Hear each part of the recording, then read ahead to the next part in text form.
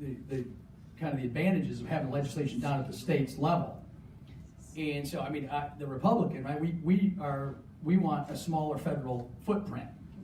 And if you look at the rise of corruption and money and whatever, everyone, including churches, right? I went to seminary before. I mean, churches now, instead of having pancake dinners for the poor, are hiring lobbyists to come up to D.C., right? So all of these, Tocquevillian, whatever, these voluntary, they're all fading away. Everyone's hiring lobbyists to come up here to the federal government.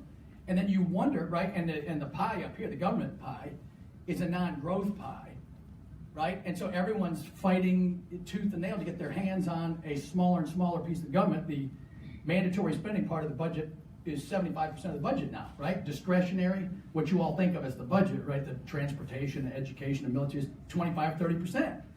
And it's shrinking because mandatory means mandatory. So the more seniors you get, it's mandatory, they get it, right? And so that, it used to be reversed, right? 50 years ago, those percentages used to be reversed. And so that's putting huge strains. And in Virginia, the process was just like Jamie described. Every person can come up to the mic. And in Virginia, every law had to have one topic. Boy, that would be a revolution right there. Right? The single subject rule. Yeah, single subject rule.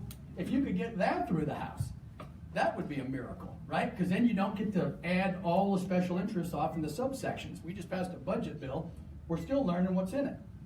Right? It's amazing. I mean, I just learned halfway buried in the budget bill, the Senate announced they're not going to do a budget next year.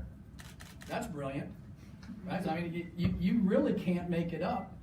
And it's broken. And that's where I want less federal, right? I want 50 state experiments. Let's see who gets it right, and then people will copy them. So it seems like we have a lot of consensus or some shared beliefs about the concerns that you have. I'm not asking for any names here, but do you see is there a change? You're both relatively young members of the House. Do you see is there a generational shift that we could maybe have some hope on in terms of seeing these challenges or limitations? Well, let's see. I don't want to overstate the area of partisan overlap.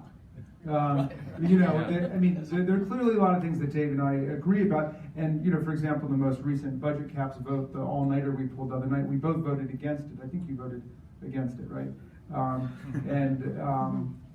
Again, the process was a nightmare. It came over in the middle of the night. Nobody had read it.